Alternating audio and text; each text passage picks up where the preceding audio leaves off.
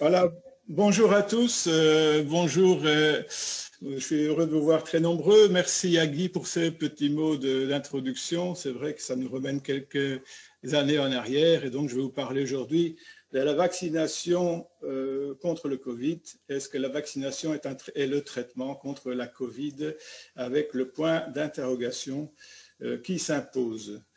Pendant que vous lisez le plan, je vous rappelle qu'en Belgique et en Europe, la vaccination se fait sur base volontaire, c'est-à-dire que vous êtes chacun libre de vous faire vacciner ou pas. Et donc, le but de ma présentation, ce sera de vous donner toutes les informations, les éléments qui vont vous permettre de choisir librement de vous faire vacciner ou pas, mais aussi alors d'exercer votre responsabilité individuelle dans ce domaine. Alors, on va commencer par le début, on va commencer par la cellule, puisque la cellule, c'est la brique avec laquelle nous construisons l'ensemble de nos organes et l'ensemble de notre organisme, finalement. Donc, si on considère la cellule, trois grandes structures, il y a la membrane cellulaire, il y a le cytoplasme qui entoure le noyau. Je ne vais pas vous faire un cours complet, mais simplement les éléments qui sont nécessaires pour comprendre le mécanisme de la vaccination. Dans le noyau, vous avez essentiellement de l'ADN. L'ADN est une molécule qui renferme toutes les informations génétiques. Et avec ces informations génétiques qui sont comprises dans chaque cellule, on peut reconstruire l'ensemble de l'organisme. Donc, à l'intérieur d'une cellule, vous n'avez pas seulement les informations pour reconstruire la cellule, mais vous avez l'information pour reconstruire l'ensemble de l'organisme humain. Et donc, cela s'appelle le génome.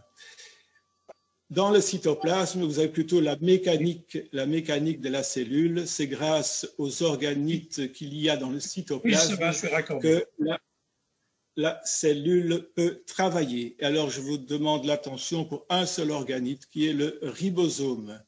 Alors, comment est-ce que cela fonctionne? Eh bien, si on considère que notre cellule est une cellule musculaire, vous avez dans le noyau de cette cellule la double hélice d'ADN, donc je rappelle, c'est le génome, et ce génome contient toutes les informations pour tout l'organisme, mais contient évidemment aussi les informations pour construire les microfibrilles, donc les protéines qui vont pouvoir permettre aux muscles de se raccourcir et de s'allonger. Et donc, à un moment donné, la double hélice d'ADN va s'ouvrir, elle va permettre la copie de l'information qui concerne uniquement cet aspect de la cellule, donc fabrication des fibrilles musculaires. Elle va ouvrir cette information à un autre support, on va dire informatique, comme ça c'est un peu familier avec vous. Cet autre support informatique, ça s'appelle l'ARN messager. ARN messager, donc c'est aussi une molécule qui a copié la partie qu'il fallait dans l'ADN. Elle sort du noyau, vous voyez qu'elle sort du noyau, elle va dans le cytoplasme et au niveau du ribosome, elle traduit son information en protéines, c'est-à-dire qu'elle permet la fabrication de protéines à partir des informations qu'elle contient. Et donc, en l'occurrence, cellule musculaire, elle va construire les fameuses protéines d'actine, myosine. Important à savoir, cet ARN messager, une fois qu'elle a fait son travail, elle disparaît. Elle ne reste pas dans le cytoplasme, elle est détruite. Donc, deux éléments importants. L'ARN messager, ça existe depuis longtemps, ça fonctionne tous les jours dans nos cellules, c'est produit dans le noyau, ça sort du noyau, ça va dans le cytoplasme et c'est détruit dans le cytoplasme. Ça rentre jamais, ça ne fait jamais le chemin inverse, ça ne rentre jamais dans le noyau et ça ne modifie jamais l'ADN. Le virus c'est beaucoup plus simple qu'une cellule. En fait, le virus est une capsule faite, si je parle déjà du coronavirus, une capsule faite de lipides, donc de graisse, et avec des petites pointes qui sont des protéines. Alors, la capsule du virus du coronavirus, c'est fait de graisse. Ça explique pourquoi le savon est très efficace contre ce virus. Vous savez que quand vous faites la vaisselle, vous employez un savon qui détruit les graisses. C'est pareil pour le virus. Si vous lavez les mains au savon, le virus sera détruit. Un virus, donc, c'est uniquement une capsule, un peu de graisse, des protéines et à l'intérieur du matériel génétique. Dans le coronavirus, le matériel génétique, c'est de l'ARN. Donc l'ARN, c'est le matériel génétique du virus. Un virus est inerte, on se demande même si c'est quelque chose de vivant. Un virus laissé à lui-même ne peut rien faire. C'est comme si vous mettiez une clé USB sur votre table, ça contient une information, mais il n'y a rien qui va se passer tant que la clé USB reste sur votre table. Par contre, donc voilà une autre vision de notre virus coronavirus avec l'enveloppe lipidique, donc l'enveloppe de graisse en gris, et les petites protéines S, spike, dont on reparlera beaucoup dans la suite de l'exposé. Donc, un virus, tant qu'il est tout seul sur une table, il ne se passe rien. Le problème, c'est quand il arrive à rentrer dans une cellule. Un virus ne sait rien faire, sauf s'il rentre dans la cellule, il va détourner tout le mécanisme de la cellule pour se reproduire. Un virus rentre dans la cellule, 10, 15, 10 000 ou 100 000 virus sortent de la cellule. Donc, la cellule devient un multiplicateur de virus. C'est comme ça que le virus se reproduit. Une fois qu'il est reproduit à multiples exemplaires, il quitte la cellule, soit, si c'est une cellule pulmonaire, il rentre dans l'air expiré et il va contacter et donner la maladie à d'autres personnes, soit il reste chez le malade et le virus va alors contaminer d'autres cellules au fur et à mesure. Alors maintenant, un point important et peut-être plus difficile à comprendre, mais c'est essentiel. Donc, j'ai mes vignettes qui se placent. Oui, on peut les déplacer. Voilà. Donc, le système immunitaire, qu'est-ce que c'est qu'un système immunitaire? Alors, pour faire simple, le système immunitaire fait partie de nos moyens de défense. Quand vous rentrez en contact avec un microbe, on va dire, pour fixer les choses tout de suite, avec un virus que vous n'avez jamais connu. Donc, c'est la première fois où vous faites la grippe saisonnière, par exemple. Vous allez avoir une maladie avec de la fièvre, etc. Mais en même temps, un mode de défense sera initié par notre système immunitaire et notamment le lymphocyte B. Donc, c'est un globule blanc qui circule dans notre sang.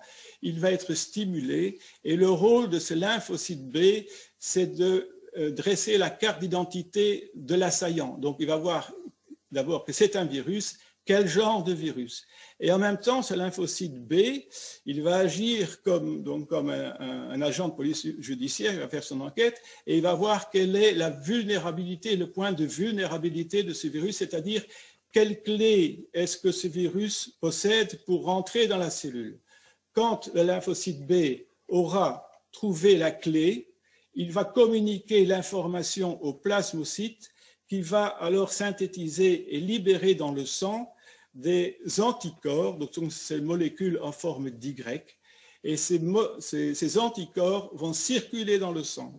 Vous pouvez comparer ça aux soldats qu'on a vu circuler dans les rues pendant les attaques terroristes.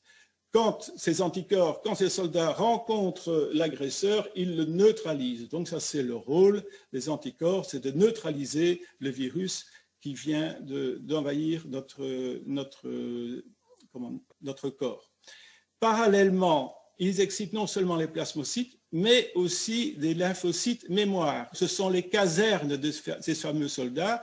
On donne la même information dans la caserne. On dit, voilà, c'est tel virus et son point faible est celui-là. Donc, la clé contre laquelle vous devez développer des anticorps sera transmise ici au niveau du lymphocyte B. Ça veut dire que si la menace disparaît de la rue, il n'y a plus de virus qui circulent dans le sang, tout doucement les anticorps peuvent disparaître, mais ce n'est pas pour ça que la défense disparaît, puisque la cellule, le lymphocyte mémoire a en mémoire les armes qu'il faudrait tout de suite mettre en place si le virus réapparaît. Donc, anticorps circulants et activation du lymphocyte mémoire. Mais ce n'est pas tout.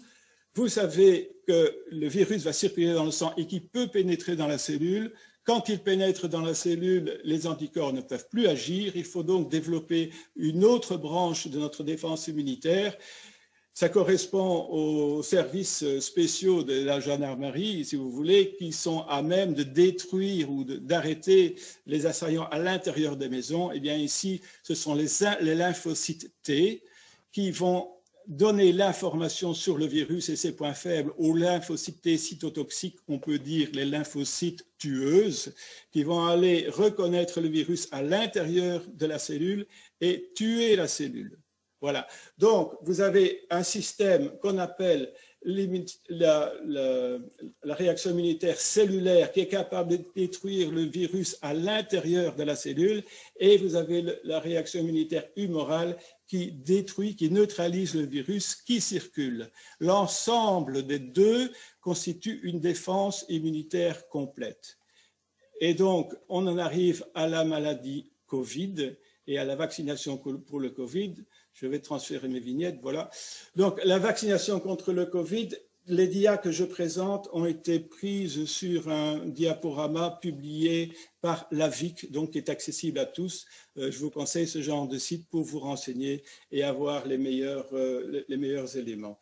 Et donc, comme le disait Guy, mes chiffres sont un peu plus anciens, mais donc c'est vrai qu'ils ont évolué. Mais au 1er janvier 2021, la SARS-CoV, c'est le nom de la SARS-CoV-2, le nom du virus, a causé 84 300 000 morts, 300 000 cas d'infection dans le monde, avec 1 834 000 décès, ce qui représente 2,17% au niveau mondial, 2,17%.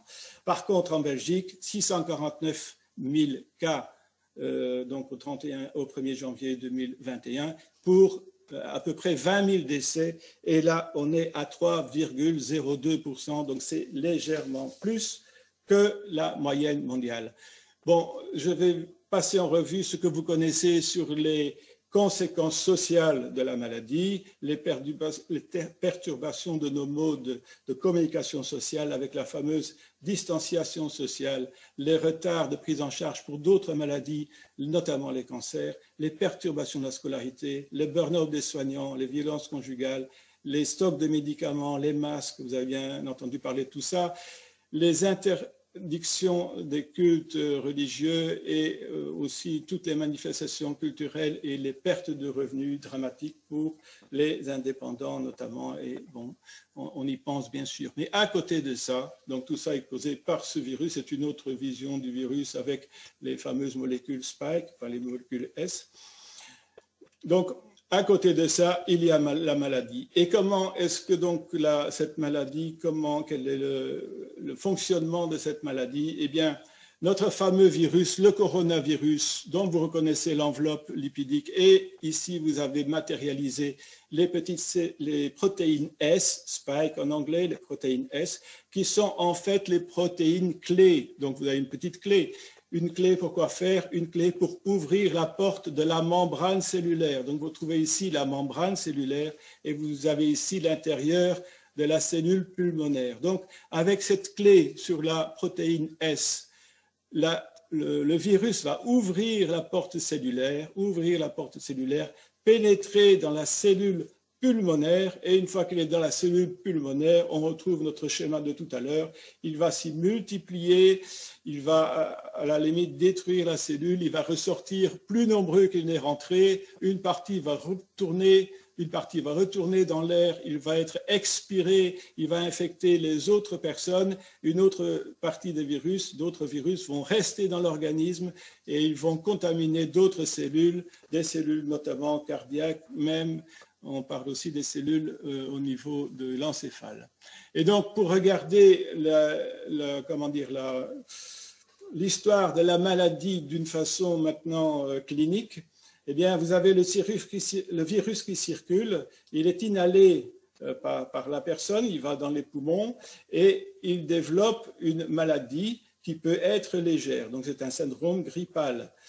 Ce qu'il faut savoir, c'est qu'on est contagieux 5 jours avant le début des symptômes. C'est ça qui rend la prévention assez difficile. C'est ça qui explique aussi le port du masque obligatoire dans toutes les circonstances. Et donc, il va développer une maladie, cette maladie monte, et pendant ce temps-là, si vous vous souvenez du mécanisme de la réaction immunitaire, on va commencer, la réaction immunitaire va commencer à produire ses anticorps.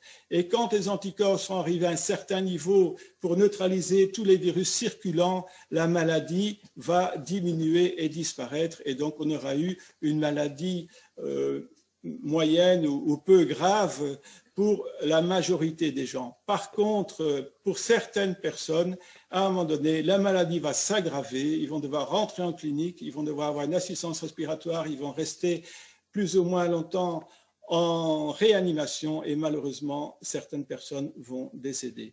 Et donc, vous avez donc le développement de cette maladie virale et donc, qu'est-ce que l'on peut faire? Quel remède à cette maladie virale?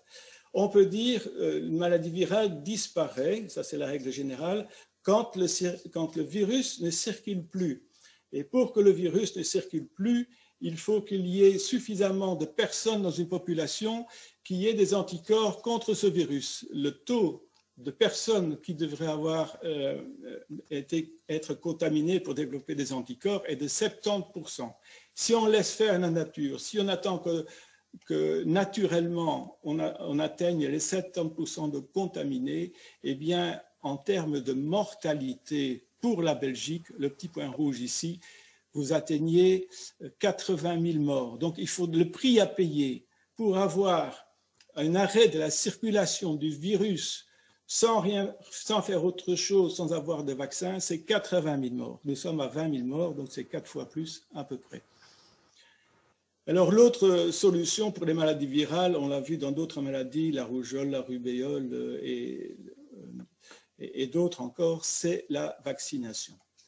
Alors, qu'est-ce qu'un vaccin? Alors, le vaccin, je prends une petite goutte. Je reprends le même schéma que tout à l'heure, mais les acteurs sont un tout petit peu différents. Parce que quand on a un vaccin, ça veut dire qu'on a isolé, on connaît le virus qui cause la maladie et on connaît aussi la clé du virus, donc la fameuse protéine S. Donc, elle est connue. Et donc, vacciner contre le coronavirus, ça revient à introduire par injection dans l'organisme de gens qui n'ont pas la maladie, une partie du virus, la partie du virus qui contient la fameuse protéine S, la protéine S qui est la fameuse clé. Donc ici, vous avez affaire à des gens bien portants, vous leur injectez une partie du virus qui contient cette fameuse clé contre laquelle le lymphocyte B de tout à l'heure le lymphocyte B va apprendre à reconnaître cette clé, donc à reconnaître cette protéine spike. Il va dire au plasmocyte de développer des anticorps contre cette protéine spike et il va dire au lymphocyte mémoire de garder en mémoire l'image de cette protéine clé, cette protéine spike, cette protéine S, pour pouvoir redévelopper des anticorps dès qu'il sera en contact avec le vrai virus. Donc, quand on vaccine, on n'injecte pas le vrai virus, on injecte une partie du virus.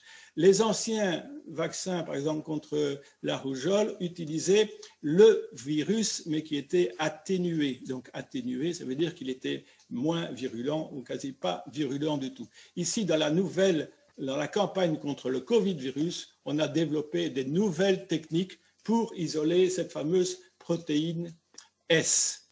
Et donc, comme je vous avais expliqué, il y a la production d'anticorps contre la protéine S et par ailleurs, il y a aussi la stimulation des lymphocytes T avec les lymphocytes tueuses qui pourront venir tuer les cellules qui seraient envahies par le virus, et donc il y a mise en alerte de ces lymphocytes en disant voilà, si telle protéine est détectée, vous pouvez activer les lymphocytes T, donc la partie cellulaire de l'immunité. Si les deux parties de l'immunité sont activées, donc cellulaire et humorale, anticorps et les lymphocytes tueurs, on dit qu'on a une couverture vaccinale complète.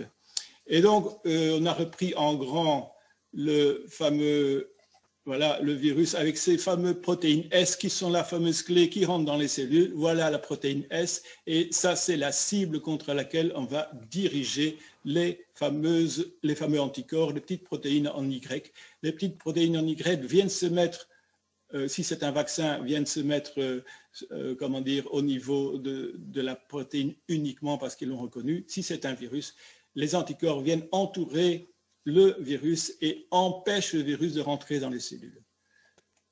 Alors, quel type de vaccin et comment est-ce que cela fonctionne? Eh bien, donc la Belgique a acheté 3 types de vaccins. Et quand je dis la Belgique, je m'exprime mal. En fait, l'Europe a acheté pour tous les pays de l'Union européenne 3 types de vaccins. Donc là, je voudrais quand même souligner le rôle de l'Europe. Quand j'étais médecin conseil, j'ai souvent dit que face à l'agressivité des firmes pharmaceutiques, il faudrait que les négociations avec les firmes se fassent au niveau de l'Europe, puisque le marché est beaucoup plus important. Et ici, c'est ce qui s'est passé. C'est l'Europe qui a négocié avec les firmes. Et donc, finalement, on a 3 types de vaccins à notre, enfin plusieurs vaccins, mais 3 grandes classes de vaccins à notre disposition. Pourquoi est-ce qu'on a choisi d'emblée 3 ou plusieurs classes de vaccins? Parce qu'au départ, quand on a dû faire le choix, on ne savait pas quels seraient les vaccins qui allaient aboutir, quelles seraient les techniques plutôt qui allaient aboutir à un vaccin efficace. Et donc, pour être sûr d'aboutir à un vaccin efficace, on s'est dit, l'Europe s'est dit, on va acheter et préacheter, préfinancer 3 grandes techniques et on espère qu'il y en aura bien une qui va aboutir à un vaccin.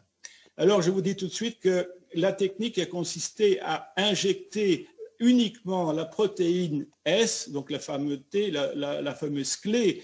Donc ça, c'est Sanofi GSK qui avait travaillé sur ce projet. Ça n'a jamais abouti, ça n'a pas abouti. Et donc là, c'est un vaccin qui ne verra jamais le jour. Donc vous voyez, heureusement que l'Europe n'a pas mis toutes ses œufs dans ce panier-là. Donc il reste deux grandes techniques en lice en Europe. C'est les vaccins ARN, le vaccin Pfizer, BioNTech, Moderna et CureVac. Ce sont 3 marques de vaccins qui reposent sur la même technique. Et il y a le vaccin à vecteur viral AstraZeneca, Johnson & Johnson, entre parenthèses Janssen, qui était notre firme pharmaceutique. Et c'est Janssen en Campine qui a développé ce vaccin. Alors, les vaccins à ARN, eh bien, l'idée, c'est que vous vous souvenez que le coronavirus est un virus est un virus à ARN. Donc, son génome, c'est de l'ARN. Et donc, ils ont été cherchés. L'idée, c'est de chercher dans le matériel génétique de ce virus la partie du virus qui peut synthétiser la protéine clé, la protéine S. Une fois qu'ils ont isolé la partie du virus, donc la partie d'ARN du virus qui synthétisait cette fameuse protéine S, ils ont enfermé cette petite partie d'ARN du virus dans des bulles de graisse, pour le dire, des bulles lipidiques. Et on injecte donc avec une seringue, on la voit ici, la seringue, à travers la peau, cette petite bulle de graisse qui contient ce morceau d'ARN qui est en fait de l'ARN messager. Vous vous souvenez de l'ARN messager, je vous expliquais tout à l'heure que c'était produit au niveau du noyau et que ça va dans le cytoplasme. On l'injecte directement dans le muscle deltoïde, donc dans la cellule musculaire. La petite bulle de graisse s'ouvre, l'ARN messager est libéré dans le cytoplasme de la cellule, donc dans le cytoplasme et pas dans le noyau, dans le cytoplasme. Et là, il rencontre le fameux ribosome. Et dans ce ribosome, il va synthétiser la fameuse clé du virus qui ouvre la porte de la cellule. C'est la fameuse protéine Spike. Cette protéine Spike va être libérée dans le sang et là va stimuler notre système immunitaire qui va produire des anticorps contre cette protéine S. Donc voici résumé, l'ARN messager dans la petite bulle de graisse qui arrive dans le cytoplasme au niveau du ribosome et à production et synthèse de la protéine S qui, elle, va stimuler le système immunitaire et stimuler les fameux anticorps. Alors, quels sont les avantages de cette toute nouvelle technique? Parce que c'est une technique qui n'avait jamais été utilisée pour produire des vaccins et c'est pour ça aussi qu'au départ, beaucoup de monde était un peu sceptique par rapport à cette technique et un peu inquiet. Mais donc, quels sont les avantages? Eh bien, le gros avantage, c'est que c'est une façon de produire très rapidement une très, très grande quantité de vaccins. C'est comme si en informatique, on pouvait programmer un morceau de programme à envie et le changer quand il fallait. Donc, cet ARN messager, c'est de l'ARN messager synthétique, je veux dire, on n'a pas cultivé des virus pour en retirer les ARN messagers, on l'a synthétisé en laboratoire et on peut le produire à grande échelle et à relativement peu de coûts. Mais il y a un gros inconvénient. Vous savez que l'ARN messager est instable dans le cytoplasme, il est détruit, il est instable aussi à l'état naturel, donc on doit l'entourer d'une bulle de lipides, d'une bulle de graisse. Et pour le conserver, il faut le conserver à très basse température. Quand on dit très basse température, c'est moins 80 degrés, moins 75 degrés pour le vaccin Pfizer et moins 20 degrés pour le Moderna.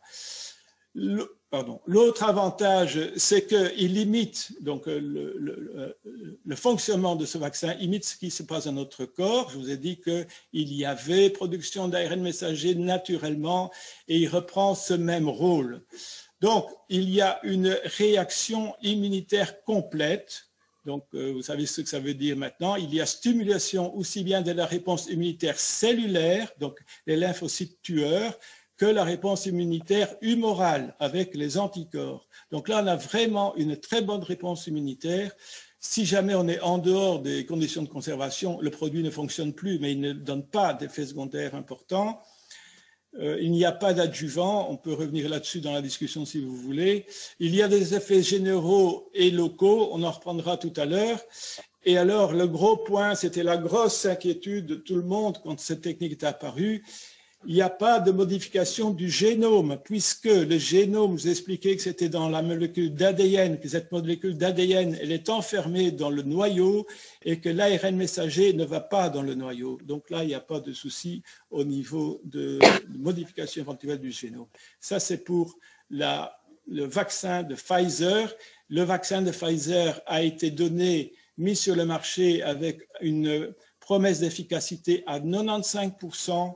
Il a été testé sur 43 000 participants pendant la phase de test clinique et il y a eu sur la partie, le groupe des personnes qui ont été vaccinées, il y a une réaction de Covid sévère sur 21 000 personnes qui ont reçu le vaccin. Si vous voulez, dans la discussion tout à l'heure, je ne vais pas m'étendre maintenant, mais dans la discussion tout à l'heure, je peux vous expliquer comment on fait une étude clinique en double aveugle.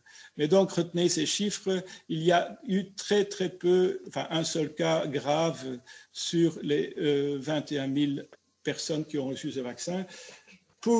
Donc ça, c'est la même chose. Pour le vaccin Moderna, c'est une autre firme, mais qui a développé le même concept. Oui, quand on dit Pfizer, c'est plutôt BioNTech, qui est une firme allemande, qui a développé la technique, et Pfizer, donc il s'est allié à Pfizer pour pouvoir le commercialiser. Et donc c'est bien BioNTech qui est à l'origine de la technique, et donc firme allemande, et le vaccin Moderna, développé par la firme Moderna aux États-Unis. Ils ont le même type, donc tout à fait la même technique, ARN messager dans une petite bulle de graisse, et ils ont là un très bon score puisqu'il n'y a eu aucun Covid sévère, mais sur un nombre plus limité de personnes vaccinées, 14 000 au lieu de 21 000. Quelles sont les différences entre le vaccin Pfizer et le vaccin Moderna? Au niveau de la conservation, Pfizer, c'est moins 75 degrés, Moderna, c'est moins 20. Je vous rappelle que ces températures très basses sont nécessaires pour conserver intact le petit brin d'ARN à l'intérieur de cette boule de graisse. la vaccination se fait par 2 injections à 3 semaines d'intervalle pour le Pfizer. Alors, on parle de passer à 35 jours, on a appris ça avant-hier, mais jusque maintenant, c'est 21 jours et à 28 jours pour le Moderna. Donc, il y a une petite enveloppe de graisse lipidique qui est unique et qui est propre à chacune des marques. Bon, là, je n'insiste pas. Le Pfizer a été testé à partir de 16 ans, le Moderna à partir de 18 ans. Donc, on peut injecter du vaccin Pfizer chez tous les patients à partir de 16 ans, du Moderna à partir de 18 ans. L'efficacité du vaccin se manifeste déjà 10 jours après la première dose et elle est maximale 2 à 4 semaines après la deuxième dose. Voilà pour les vaccins à ARN dans leur petite bulle de graisse. Une autre technique développée par la firme AstraZeneca et par la firme Johnson & Johnson, donc Janssen en Belgique, c'est le vaccin à vecteur viral. C'est le même principe, en gros, c'est le même principe, mais au lieu d'utiliser une bulle de graisse pour transporter l'ARN, ces firmes-là utilisent un virus qui est inoffensif pour l'humain. Donc, retenez bien, un virus qui est inoffensif pour l'humain. C'est un virus, on appelle ça un adénovirus, donc il a une forme un peu différente. Son génome, donc son matériel génétique, c'est de l'ADN, c'est pas de l'ARN, c'est de l'ADN. Et on l'a un peu modifié, on y a collé le petit bout d'ARN qui peut synthétiser la fameuse protéine clé. Donc, on arrive, si vous voulez, attendez, voilà, en flèche. Donc, on met dans ce virus qui est inoffensif pour l'homme, on met donc on met le petit brin d'ARN dans la molécule d'ADN. Le virus, comme tous les virus, pénètre dans les cellules. Là, l'ADN est libéré au niveau du noyau, mais il est inoffensif pour le génome, et l'ARN qui contient est libéré au niveau du cytoplasme de la cellule. Donc l'ARN la sort de la cellule et c'est lui qui va rencontrer le ribosome. Donc on a déjà parlé de cette petite machine qui sert à fabriquer des protéines. Et il va synthétiser aussi là la protéine clé qui a la même protéine que celle qu'on a vue précédemment. Et cette protéine clé va sortir de la cellule, retrouver dans le sang, elle va stimuler l'immunité pour développer les anticorps et développer aussi l'immunité cellulaire. Donc, on a un autre vecteur. Donc, le vecteur, ce n'est plus une boule de graisse, mais le vecteur, c'est un virus. Et pour le reste, c'est aussi l'ARN messager qui, en définitive, sert d'outil informatique à produire la protéine S qui va stimuler l'immunité. Alors, pour AstraZeneca, on peut vacciner les personnes à partir de 18 ans, c'est vrai depuis avant-hier, avant on avait dit de 18 à 55 ans, mais on peut, grâce aux vaccinations qui ont eu lieu en Grande-Bretagne et en Écosse, il y a eu des milliers de personnes vaccinées. Donc en Angleterre, vous savez que la situation sanitaire était très mauvaise. Ils avaient beaucoup de vaccins AstraZeneca. Ils ont décidé de vacciner, y compris les personnes au-delà de 55 ans. Ce n'était pas interdit par la firme. La firme avait simplement dit qu'il n'avait pas les données suffisantes pour garantir une bonne efficacité du vaccin au-delà de 55 ans, mais la firme n'avait pas interdit d'utiliser ce vaccin au-delà de 55 ans. Donc, les Anglais et les Écossais ont pris la liberté, parce qu'ils étaient aussi obligés, de vacciner tout le monde, y compris au-dessus de 55 ans, et ils se sont aperçus qu'il y avait un très, très bon résultat. Et donc, le gros avantage d'utiliser un virus et pas une boule de graisse, c'est au niveau de la conservation, c'est que ces vaccins-là peuvent être conservés au frigo entre 2 degrés et 8 degrés, et plus à moins 20 ou moins 75. Donc c'est un très gros avantage dans le cadre de vaccination de masse, mais aussi dans le cadre de vaccination dans des pays plus pauvres où les conditions climatiques sont différentes, par exemple en Afrique, en Amérique du Sud ou ailleurs dans le monde. Et donc, on arrive, les nouvelles données, à 80% d'efficacité totale du vaccin grâce aux résultats récents qu'on a vus dans les études en Angleterre et en Écosse, pardon. L'efficacité est comparable à l'efficacité ARN messager sur les cas graves, donc les hospitalisations, réanimations, etc., etc. Donc là, on a vraiment une efficacité qui est comparable à l'efficacité des ARN messager. On arrive autour de 95% et plus. On n'ose jamais dire 100% en médecine parce qu'il y a toujours des aléas, évidemment. Et ce vaccin est injecté en 2 doses, donc 2 injections à 12 semaines d'intervalle. Au départ, c'était 8, mais on s'est aperçu que les résultats étaient beaucoup meilleurs si on l'injectait à 12 semaines d'intervalle. C'est grâce à ça qu'on est arrivé à 80% d'efficacité. Au départ, on était plus autour de 60%. Et donc retenez que le vaccin AstraZeneca qui est disponible maintenant chez nous et qui est maintenant aussi indiqué pour les personnes de plus de 65 ans, de plus de 55 ans, plus de 65 ans, est tout aussi efficace que le vaccin Pfizer ou Moderna. Alors, il n'est pas encore là, mais il va arriver bientôt. Le vaccin développé par notre firme Janssen pour Johnson & Johnson, donc développé en Belgique, c'est aussi un vaccin à vecteur viral avec l'avantage que le virus en question est déjà connu puisque la firme Janssen l'a développé, ce virus, l'a utilisé ce virus pour le vaccin Ebola en Afrique. Donc on connaît déjà le vecteur viral de Johnson & Johnson. Il peut être conservé aussi au frigo à 2 degrés, 8 degrés et surtout, une seule dose suffit, une seule dose de vaccination suffit. Et donc lui va aussi bien il sera tout à fait indiqué aussi pour aller vacciner des grandes populations, notamment dans des pays plus défavorisés. Pendant que j'y suis, un petit mot peut-être du vaccin russe dont on parle. Le vaccin russe est aussi un vaccin à vecteur viral, donc c'est la même technologie. L'Europe étudie son éventuelle mise sur le marché. Et alors le vaccin chinois, lui, c'est un vaccin d'une ancienne technologie. C'est fait à base d'un virus, donc du coronavirus, mais dans lequel on a enlevé le génome, donc il n'y a plus que la capsule avec les fameuses protéines. Donc c'est un vaccin à virus tué, d'accord? Mais donc lui, il n'arrivera pas, je pense, en Belgique. Alors, y a-t-il des risques pour la vaccination? Est-ce qu'on peut faire confiance à un vaccin qui est développé en un temps très court? Il faut savoir qu'un vaccin, normalement, le développement de vaccin demande au moins 15 années. Et ici, on l'a développé en 10 mois. Alors, comment est-ce que ça a été possible?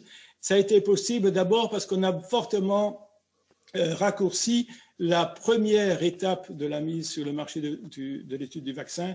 C'est tout ce qui concerne l'identification du virus et aussi l'identification de la clé. L'identification du virus parce que le virus SARS-CoV avait déjà causé des épidémies en Asie et donc il était bien connu des collègues chinois et quelques semaines après le début de l'infection en Chine, la Chine a donné à tous les scientifiques du monde le génome de ce virus, donc l'identité, toutes les instructions donc génétiques de ce virus, y compris la fameuse clé, et on savait déjà que c'était la protéine S qui était la fameuse clé qui allait permettre au virus de rentrer dans nos cellules. Donc, on a gagné énormément de temps sur la première étape. Sur la deuxième étape, l'étude clinique, on a gagné beaucoup de temps aussi pour 2 raisons, parce qu'on a injecté beaucoup d'argent. Donc, là aussi, l'Union européenne et les États-Unis ont injecté énormément d'argent dans les firmes pour les encourager à faire ces études. Les firmes ont pu recruter énormément de patients, 40 000 pour Pfizer, alors que d'habitude, dans les phases 3, on tourne plutôt autour de 4 000, donc c'est 10 fois plus. Mais grâce, et le fait aussi qu'on soit en période de pandémie, donc les personnes qui ont participé à ces études ont été en contact avec le vaccin qui circulait très vite, et donc on a eu des résultats très rapides. En même temps, avec les agences gouvernementales, donc l'agence de médicaments européens ou la FDA en Amérique, il y a eu un échange de données en temps réel. C'est-à-dire que pour une phase traditionnelle, on fait toutes les études et quand les études sont finies, on soumet le rapport. Donc on met déjà une dizaine d'années pour faire les études, on soumet le rapport, donc les instances prennent 2 ans pour prendre leurs décisions et puis on met en route la machine industrielle. Ici, les instances étaient tenues au courant de l'avancée des recherches et des résultats au jour le jour, si bien que lorsque la phase était terminée, ils ont pu prendre leurs décisions en deux mois, et donc tout cela a raccourci la phase de reconnaissance, l'autorisation de mise sur le marché, et parallèlement, parce que les États-Unis, parce que l'Europe a investi énormément d'argent, les firmes ont commencé à construire des usines pour produire le vaccin bien avant que la phase, donc l'autorisation de mise sur le marché ait été donnée, bien avant que les essais cliniques ne soient terminés. Donc on a fait tout en même temps, on a pris des risques, mais c'était la seule façon d'avoir un vaccin très rapidement. Alors, dans les questions fréquentes, eh bien là, je vais déjà aborder les bonnes nouvelles.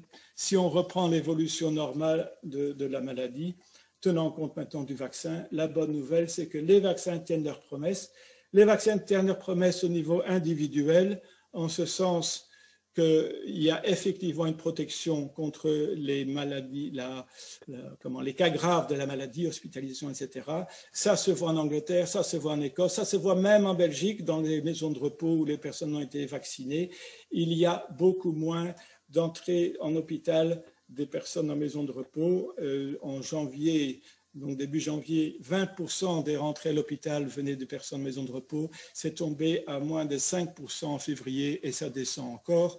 Et donc, il y a des promesses tenues au niveau individuel et au niveau collectif.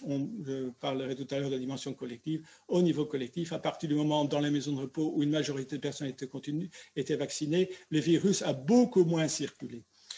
Le danger, donc le gros risque d'effet secondaire, c'est la réaction allergique massive qui s'appelle le choc anaphylactique. Le choc anaphylactique, donc la réaction anaphylactique, c'est une réaction allergique massive avec problème respiratoire. Donc il y a gonflement au niveau des muqueuses, y compris au niveau des muqueuses respiratoires, et les gens rentrent en détresse respiratoire. Il faut rapidement les traiter par une injection d'adrénaline, épipène, et guérir sans séquelles. Mais donc, ces réactions sont rares, donc on était à 1 sur 100 000, 11 sur 1 million, 1 sur 100 000. Et encore, grâce là aussi les promesses, les nouvelles sont meilleures, grâce à ce qu'on a vu dans la vaccination qui a eu lieu aux États-Unis et tout ce qui s'est déjà fait ici en Belgique, on est plutôt à 1 sur 250 000. Et pourquoi cette réaction? C'est une allergie au polyéthylène glycol. Le polyéthylène glycol est une substance qui participe à la fabrication de la fameuse enveloppe lipidique qui entoure les vaccins à ARN. Et donc, il y a certaines personnes qui savent, parce qu'elles ont déjà fait d'autres dangers, d'autres réactions allergiques contre ce genre de molécules, donc elles savent qu'elles sont allergiques au polyéthylène glycol. Ces personnes-là ne doivent pas se faire vacciner, ni par le vaccin ARN, ni même par le vaccin AstraZeneca, parce que dans le vaccin AstraZeneca, il y a du polysorbate. Là aussi, le polysorbate peut donner une réaction anaphylactique. Et malheureusement, les gens qui sont allergiques au polyéthylène PEG, donc polyéthylène glycol, sont aussi allergiques au polysorbate. Donc ces gens-là, malheureusement, ne pourront pas être vaccinés par ces deux types de vaccins. Autre réaction, alors, pour ce qui est des gens, les Tournaisiens qui vont aller au centre de vaccination, si les personnes ont déjà eu dans le passé une réaction allergique majeure, soit une réaction anaphylactique, soit une éruption généralisée après un vaccin ou la prise d'un médicament, elles en avertissent leur médecin traitant et ces gens seront redirigés et seront vaccinés au CHOAPI dans un service donc le service d'allergologie, et ils ne seront pas vaccinés au centre. Donc, pour le reste, il peut y avoir des petites réactions locales, des douleurs au niveau de l'injection, une rougeur, un gonflement, et puis par la suite, un peu de fièvre, un mal de tête, donc un petit syndrome grippal. Ça se passe dans les 3 jours. On prend un peu de paracétamol. C'est plus fréquent après la 2e dose et chez les personnes plus jeunes.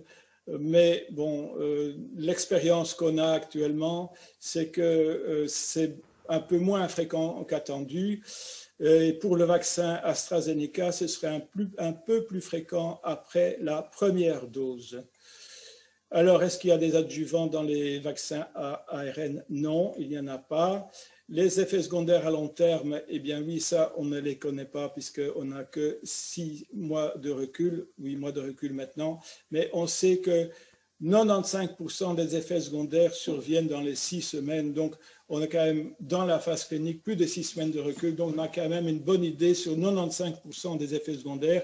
Les effets secondaires qui pourraient survenir à plus long terme, on ne les connaît pas, c'est un risque à prendre, mais ce risque-là, il est inférieur au risque de la maladie. Je vous rappelle que en Belgique, il y a 300%, il y a 3% de mortalité chez les gens qui ont été infectés par le coronavirus. Donc, donc le danger est plus grand de faire la maladie finalement que d'être infecté.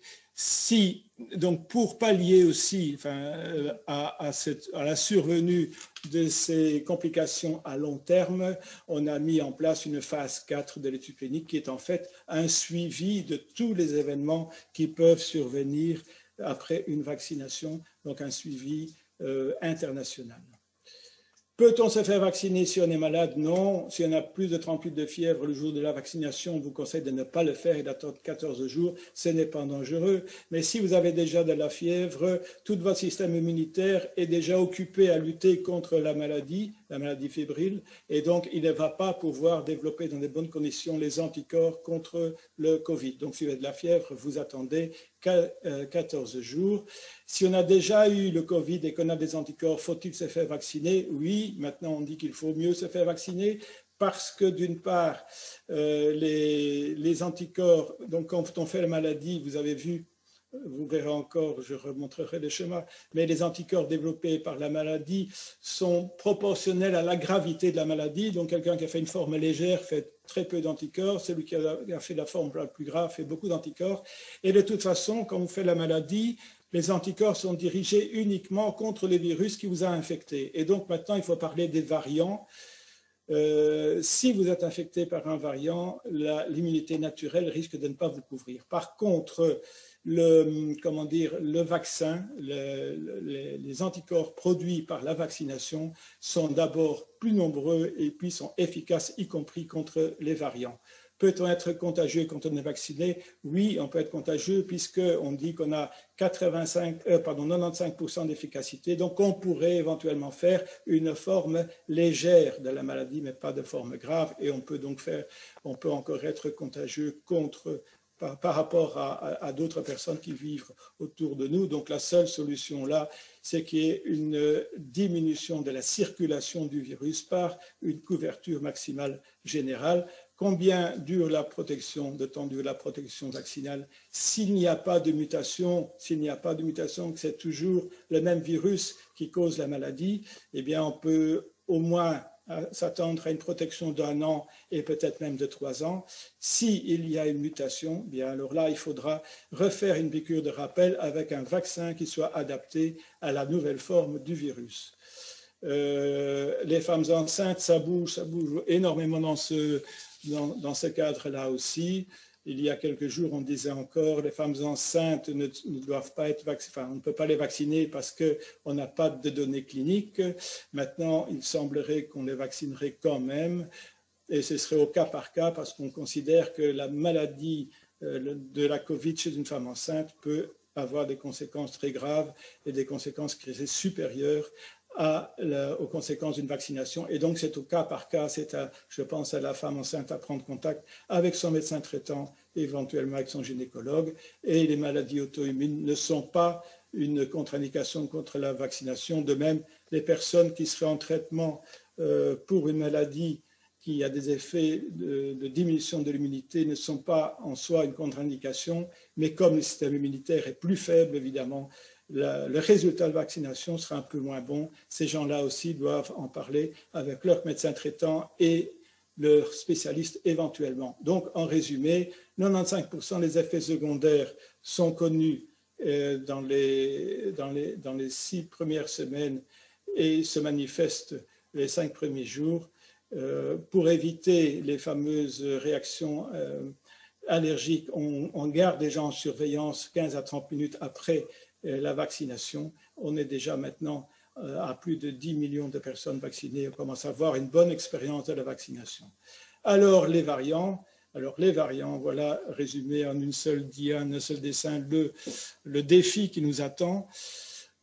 De façon naturelle, plus le virus circule, plus infecte les cellules, plus il se multiplie, et chaque fois qu'il se multiplie, il risque de faire une erreur et donc de muter.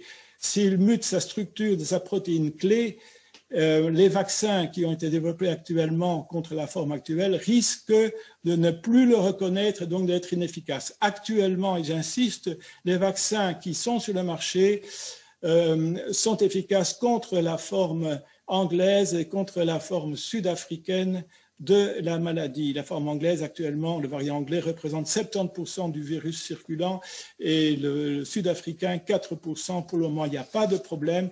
La seule façon d'éviter les trop grandes mutations, c'est de vacciner au plus vite tout le monde. Et quand on dit tout le monde, ce n'est pas uniquement tous les Tournaisiens, ni tous les Wallons, ni tous les Belges ou les Européens, mais c'est aussi tous les Africains. Parce que si l'Europe est vaccinée et que l'Afrique ne l'est pas, et que le virus circule en Afrique, on risque de recevoir dans un an en retour une variante africaine qui ne répondrait pas au vaccin, et on devrait tout recommencer, y compris chez nous. Donc une piqûre de rappel avec un vaccin qui serait adapté.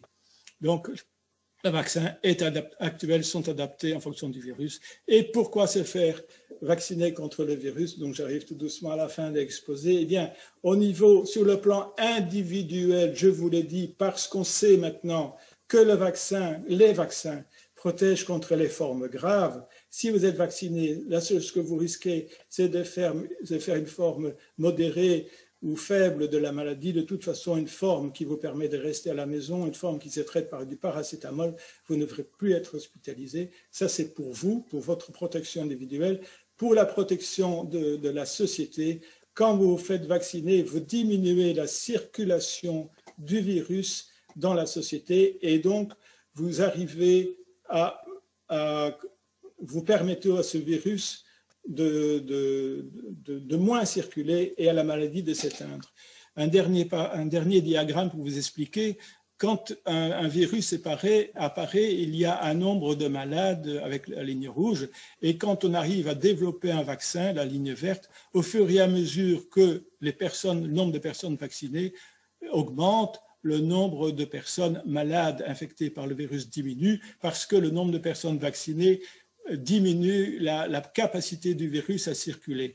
Et donc, dès qu'on augmente la population vaccinée, on diminue la circulation du virus. Et on arrive à un taux de 70%, dont je vous disais 70%, qui permet alors à ce moment-là, quand ce taux est atteint, de très fort limiter la circulation du virus, je me déplace, voilà, et on arrive à l'éradication, c'est-à-dire que le virus ne circule plus quand on arrive à un taux de vaccination qui est autour de 70%. Mais dès qu'on relâche l'attention, par exemple, vaccination pour la rougeole, dès qu'on relâche l'attention et que des gens disent « je ne me fais plus vacciner », hop, la maladie reprend, le virus reprend, circule plus, et avec le risque de développer des variants qui, à la limite, ne seront plus reconnus par le vaccin. Et donc, la solution au niveau de la société, c'est que le maximum de gens puissent être vaccinés. Alors 70%, vous me direz, je pense qu'il ne faut pas trop se focaliser sur ce chiffre. Il faut déjà savoir que les personnes en dessous de 16 ans ne pourront pas être vaccinées puisqu'il n'y a pas d'études qui ont été faites sur cette population-là, qu'il y aura dans la population des personnes adultes des cas où on ne pourra pas vacciner. Donc le message, c'est de dire il faudrait que le maximum de personnes se fassent vacciner pour qu'on soit loin au-dessus de cette ligne verte et qu'on soit loin au-dessus de 70%. Et pour finir, l'OMS a bien dit, la vaccination est l'une des interventions de santé publique les plus efficaces qui représente le meilleur rapport coût-efficacité d'après l'OMS. L'amélioration de la santé globale de la population mondiale est due à deux facteurs, aux deux grands facteurs. Le premier grand facteur, ça a été la distribution d'eau potable, et le deuxième grand facteur qui a permis l'amélioration de la santé mondiale, c'est la vaccination. Je vous rappelle que les maladies virales, il n'y a pas de traitement spécifique contre les maladies virales en général, la rougeole, la rubéole, etc., sauf la vaccination. Alors, je suis arrivé à la fin de la présentation. J'ai remplacé le point d'interrogation par un point d'exclamation. Un grand merci Yann. Maintenant, on vous propose de passer un petit montage vidéo. Et si vous avez des questions, surtout, notez-les en bas au niveau discussion et vous vérifiez de l'envoyer à tout le monde. Voilà. Michel, à toi de lancer. La pandémie de Covid-19 a fait de 2020 une année éprouvante. Entre saturation des hôpitaux, éloignement de nos proches, difficultés économiques et plus d'1 million de décès à travers le monde. L'annonce des vaccins contre le Covid-19 apporte enfin une lueur d'espoir, mais aussi son lot d'interrogations et de craintes légitimes. On entend depuis quelques semaines qu'on ne sait rien de leur efficacité, qu'ils ont été réalisés à la va-vite ou encore qu'ils risquent de provoquer de dangereuses mutations dans notre ADN. En tant que médecin du travail, amené à être impliqué dans la campagne de vaccination dans mon hôpital, je me suis posé moi-même beaucoup de questions. Mes patients ou mes collègues m'ont demandé à moi aussi ce que je pensais de ces nouveaux vaccins, en particulier celui à ARN. Alors, je me suis plongé dans la littérature scientifique à ce sujet, afin de créer cette vidéo de manière indépendante et sans conflit d'intérêts sur ce qu'on sait et ce qu'on ne sait pas à l'heure actuelle de ces nouveaux vaccins. Mais déjà, c'est quoi au juste un ARN messager et quel est son rapport avec l'ADN ? L'ADN est hérité de nos parents biologiques. C'est un peu comme un grand livre de cuisine qui regroupe toutes les recettes pour fabriquer les protéines de notre corps, comme par exemple l'insuline, la kératine ou l'hémoglobine. Ces recettes, ce sont les fameux gènes. Le livre est conservé dans une bibliothèque, le noyau de la cellule. Chose importante, on ne peut pas fabriquer de protéines dans une cellule directement à partir du livre, mais seulement à partir d'une photocopie d'une de ces pages. C'est l'ARN messager. Ce duplicata est exporté hors du noyau pour servir d'instruction aux usines de la cellule qui vont fabriquer les protéines. Maintenant qu'on a vu ces notions, revenons-en au coronavirus. Le coronavirus utilise une protéine à sa surface telle une clé pour rentrer à l'intérieur de nos cellules et les infecter. Or, cette protéine du virus est la cible naturelle de notre système immunitaire. Nos anticorps produits pendant une infection sont dirigés contre cette clé, ce qui permet de guérir et d'empêcher une nouvelle infection. Le but du vaccin est donc d'apprendre à notre système immunitaire comment reconnaître cette protéine et la combattre. Beaucoup de vaccins sont basés sur une injection d'une protéine d'un virus directement dans notre corps. Or, le procédé de production de la protéine en laboratoire est long et fastidieux. Donc, plutôt que d'injecter directement cette protéine, les chercheurs ont eu l'idée de la faire fabriquer à notre corps grâce à un ARN messager. L'ARN messager correspondant à cette protéine a été identifié très tôt dans l'épidémie. On peut en recréer assez facilement en laboratoire, ce qui sera intéressant au passage en cas de mutation importante du virus. Une fois injecté, cet ARN messager s'introduit dans les cellules musculaires et leur donne l'instruction pour qu'elles fabriquent la clé du virus. Pour rappel, l'ARN messager ne peut pas s'introduire dans le noyau ni être en contact avec notre ADN. Le corps humain n'a pas la capacité de transformer une photocopie en page originale pour la recoller dans le grand livre de la bibliothèque. L'ARN messager est un élément fragile et instable, il va être rapidement dégradé. En y regardant de plus près, la technique des ARN messagers n'est pas si récente que ça. La recherche fondamentale a commencé dans les années 90 chez la souris. Plusieurs vaccins expérimentaux se basent sur cette technique, comme pour la rage ou la grippe, mais c'est la première fois que ce procédé est aussi abouti et déployé à si grande échelle. Mais développer un vaccin prend habituellement environ 10 ans. Alors, comment expliquer que ces vaccins sortent aussi rapidement ? Eh bien, face à la crise sanitaire, le processus a été fortement accéléré, mais sans rogner sur la rigueur scientifique. Différents éléments ont permis de gagner beaucoup de temps. Les chercheurs ont pu bénéficier des recherches précliniques, notamment sur des vaccins issus des autres épidémies de la famille des coronavirus de 2001 et 2012 qui ont touché l'Asie du Sud-Est et le Moyen-Orient. Cette fois-ci, les scientifiques ont bénéficié de budgets colossaux. Ils ont également eu très tôt dans l'épidémie accès à la séquence ARN du virus qui a été identifiée et partagée partout dans le monde. Ceci a permis de déterminer précisément comment fabriquer au travers d'un ARN messager la clé du virus. Toutes les étapes habituelles de la recherche ont été respectées, des expérimentations animales aux étapes sur l'homme pour évaluer efficacité et sécurité. Mais plutôt que de faire toutes ces étapes les unes après les autres, elles se sont chevauchées dans le temps et ont pu bénéficier de procédures administratives optimisées, permettant ainsi d'évaluer en continu les données des laboratoires. Enfin, trouver des volontaires pour se faire vacciner a aussi été beaucoup plus rapide qu'habituellement, ce qui a permis de lancer les études très tôt. Mais alors, qu'en est-il de l'efficacité ?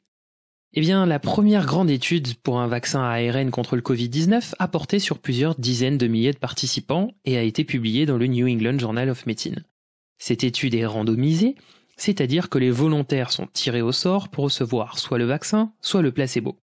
En double aveugle, cela veut dire que ni le patient ni la personne qui injecte ne sait si la seringue contient le vaccin ou le placebo. Cela permet justement de s'affranchir du fameux effet placebo. C'est la méthodologie la plus robuste pour prouver un effet en médecine.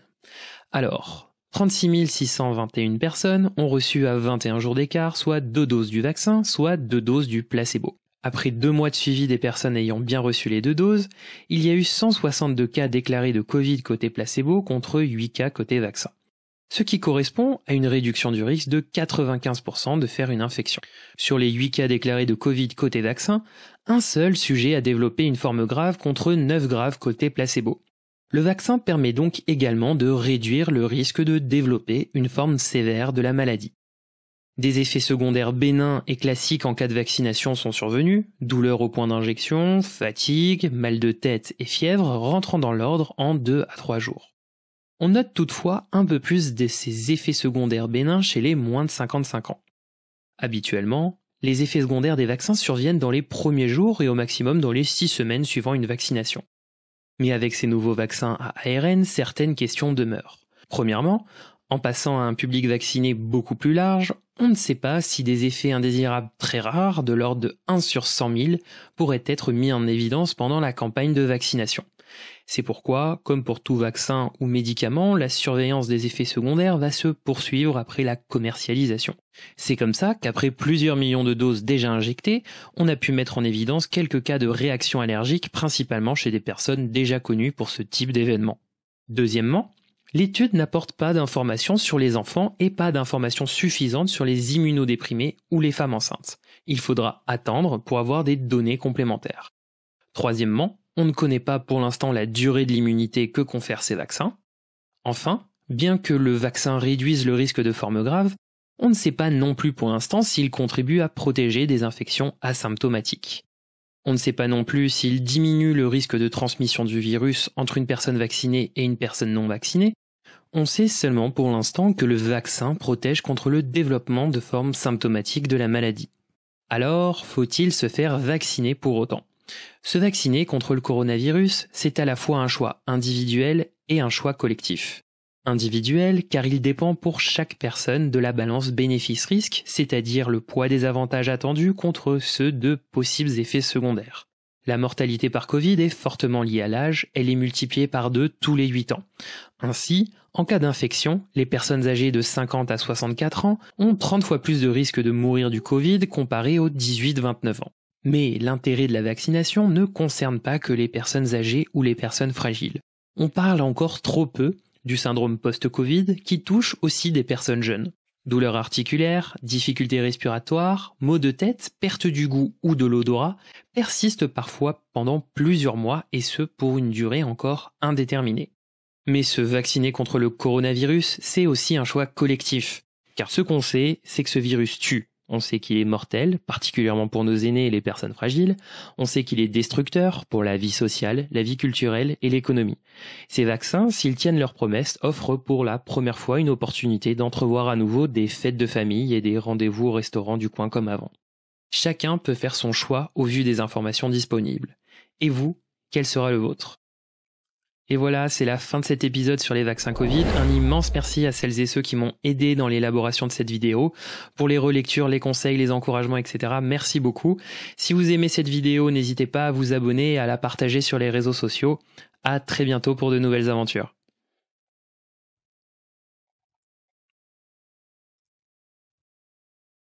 Félicitations à Yann de cet exposé pédagogique. C'est réellement extraordinaire. C'est un pédagogue né. Ah. Vraiment, c'était bien, quoi. Une question, est-ce qu'on peut choisir son vaccin et à tourner, quel sera le vaccin qui est proposé à tourner pour dans 15 jours, je crois, à partir du 15 mars? Donc, à tourner, on va commencer la vaccination progressivement. Ici, on termine en fait la vaccination des personnes qui sont actives dans le monde de la santé et on va progressivement ouvrir au tout public à partir du 8, donc de lundi prochain. Il y aura, je crois, 4 lignes, je regarde mon épouse parce qu'elle a déjà été au centre de vaccination, 4 lignes sur les 8 ouvertes à partir de lundi et 8 lignes à partir du 15. Alors, il faudra, bon, les personnes seront convoquées par lettre ou certainement par lettre et aussi par voie informatique. Et quand vous recevrez cette lettre, eh bien, vous devrez dire si vous êtes d'accord d'aller aux dates proposées. Si vous avez un empêchement, vous allez pouvoir être reconvoqué plus tard. La seule chose à ne pas faire, donc pas faire, enfin, ça, vous faites ce que vous voulez, mais si vous hésitez, si vous dites, écoute, non, moi je ne sais pas encore si vous êtes vacciné ou pas, peut-être que oui, peut-être que non, je vais attendre que les autres le fassent, et que vous voudriez être vacciné plus tard, eh bien, vous ne devez pas cocher la petite case où il sera mis « Je refuse de me faire vacciner ». Parce qu'à partir du moment où vous dites « Je refuse de me faire vacciner », plus jamais vous ne serez contacté dans cette campagne-ci pour vous faire vacciner. Donc, vous avez vous avez la possibilité d'y aller ou de dire je ne suis pas libre et vous serez de toute façon convoqué. Mais l'idéal pour que ça fonctionne bien, c'est de pouvoir aller au moment, le jour où vous êtes invité. Alors, le choix des vaccins, non, vous n'aurez pas le choix des vaccins parce qu'on est tout à fait dépendant des livraisons. Il faut savoir que les firmes nous livrent au compte-gouttes. Donc, Pfizer, donc il y aura deux vaccins disponibles actuellement, Pfizer, AstraZeneca. Nous avions, donc le gouvernement a décidé de réduire les réserves Pfizer parce qu'il y avait 3 semaines de réserves pour pouvoir garantir la deuxième dose. Donc, on va réduire à 1 semaine et utiliser les autres doses pour vacciner plus de gens. Mais ça veut dire qu'il faudra que Pfizer nous livre au fur et à mesure des doses qui ont été utilisées. Et de l'autre côté, on est dépendant d'AstraZeneca. Donc, le jour où vous allez aller, s'il n'y a que de l'AstraZeneca, vous aurez de l'AstraZeneca et vous n'aurez pas le choix. Mais je vous ai dit, avec les études qui ont été faites en Écosse, en Angleterre et ailleurs dans le monde, on est maintenant tout à fait rassuré sur la qualité du vaccin et la qualité de la couverture vaccinale qui est donnée par l'AstraZeneca. Donc, non, il n'y aura pas le choix. Voilà, merci Yann. Je fais simplement remarquer à Jean-Claude et à Yann qu'il nous reste 5 minutes. Donc, on devra faire un choix dans les questions et dans les réponses. Merci. Sans problème. La pharmacovigilance est-elle basée sur une réelle mesure de l'immunité obtenue via des tests ou seulement via l'observation de chiffres d'effets secondaires, d'hospitalisation, etc. Voilà. Non, c'est une observation clinique. Donc, chaque fois qu'il y aura un événement clinique qui n'est pas attendu, donc une réaction particulière, éventuellement dans les années futures, quelque chose qui se déclare et qu'on pourrait penser qu'elle serait en relation avec la vaccination, sera communiqué dans le cadre de la pharmacovigilance. Donc, la pharmacovigilance, ce n'est pas un test systématique du taux d'anticorps, etc. Non, ce sont les événements cliniques. Donc, les maladies, les événements cliniques qui vont survenir après la vaccination, qui vont être répertoriés. Oui, merci. Oui. Jusqu'à quand les gestes barrières? Tant que le virus circule.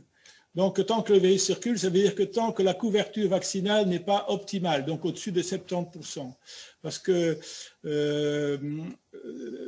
tant que le virus circule, même si vous êtes vacciné, vous pouvez avoir cette forme cette forme atténuée de la maladie pourrait encore la transférer à d'autres. Mais au fur et à mesure que le nombre de personnes vaccinées augmentera, au fur et à mesure la circulation du virus diminuera, et donc dès qu'on sera arrivé à ce taux de 70%, on pourra se passer des gestes barrières. Y a-t-il moyen de vérifier son éventuelle sensibilité au PEG?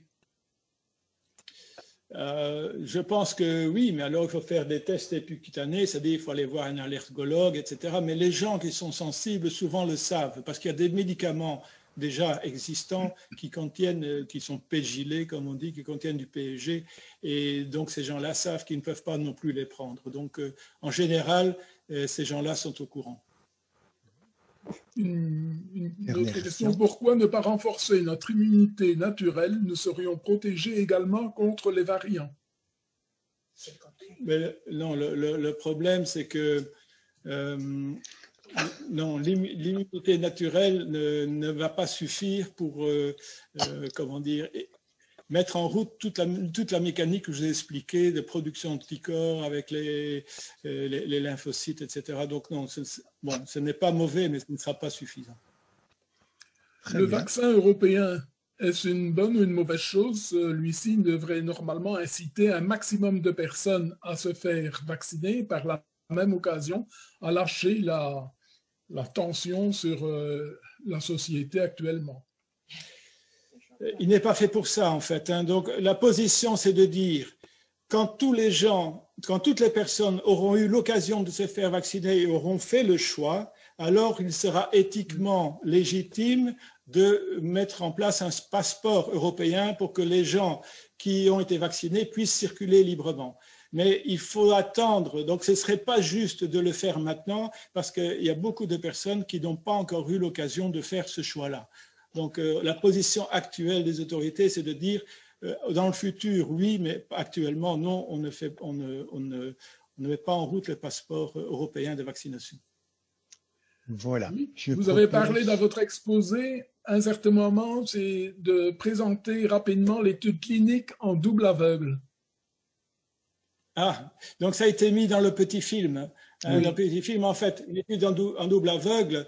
Quand Pfizer veut tester son vaccin dans une étude clinique, il va lancer des lettres, il va recruter des gens. Il a recruté 40 000 personnes. La personne qui dirige l'étude va diviser ces 40 000 en deux groupes. Un groupe rouge va recevoir le vaccin, un groupe bleu va recevoir une piqûre de solution physiologique. Il n'y a que le directeur de l'étude qui connaît l'identité des personnes. Si vous faites partie des gens qui participent à l'étude et que vous allez vous faire piquer dans un centre, vous ne savez pas, vous allez recevoir une piqûre, vous ne savez pas si dans la seringue il y a le vaccin ou si dans la seringue il y a la solution physiologique. Donc vous êtes aveugle. Et l'autre personne aveugle, c'est le médecin qui va vous faire la piqûre, donc qui est en face de vous, il va vous injecter un produit. Lui non plus ne sait pas si il va vous injecter le vaccin ou si vous injectez l'eau physiologique. Une fois que vous avez reçu cette injection, on est en période de pandémie, vous reprenez votre vie et on voit ce qui se passe. Et alors on voit ce qui se passe dans les deux groupes et on constate que dans le groupe des personnes vaccinées, il y a moins de problèmes de maladies, où il y a moins et surtout il n'y a plus de cas graves. Alors une petite remarque, mon épouse me dit que dans le cas Pfizer, oui, il y a eu un cas grave, mais on ne sait pas du tout, enfin il n'y a pas de relation entre l'action du vaccin et le cas grave. C'est par hasard qu'on a vu que dans le groupe vacciné, il y avait un cas grave. Il faudrait des études complémentaires, mais c'est un cas sur 20 000, donc on peut dire que la qualité du vaccin n'est pas mise en cause par ce cas-là. Alors maintenant, il nous reste à présenter les deux webinaires qui vont suivre. Donc le premier, j'attends la petite dia, voilà, aura lieu le 30 avril. La vieillesse, qu'en pense-t-on? Donc ce sera Violaine Watley qui en parlera. Et le 28 mai, notre capacité de résilience face au Covid-19. Alors, si vous n'êtes pas encore inscrit, je vous invite vraiment à vous inscrire au prochain webinaire. D'abord, le premier, donc Violaine, c'est une jeune femme très dynamique, âgée de 32 ans, qui a 3 enfants, qui a fait des études d'abord de sociologie, puis qui a travaillé qui a fait des études à la fois dans le journalisme et également dans toutes les questions européennes. Elle a ensuite été professeure pendant 2 ans avant de s'engager dans toutes les questions qui traitent de l'économie sociale et surtout des milieux associatifs. Depuis maintenant le mois de juin 2020, elle est secrétaire politique d'Eneo. Alors, nous l'avons invitée parce que notre attention avait été attirée dans un article qu'elle avait écrit dans la revue Démocratie. Je vous lis simplement une phrase. La crise sanitaire a montré les limites de l'accompagnement des personnes âgées dans les maisons de repos et de soins. Mais si on veut dépasser les constats posés, il faut revoir plus largement la manière de penser la vieillesse aujourd'hui dans la société. Voilà, avec elle, on pourra réfléchir à ce thème-là. Donc, je vous invite vraiment à vous inscrire si vous ne l'avez pas déjà fait. Voilà. Bonne journée et bon appétit. Au revoir.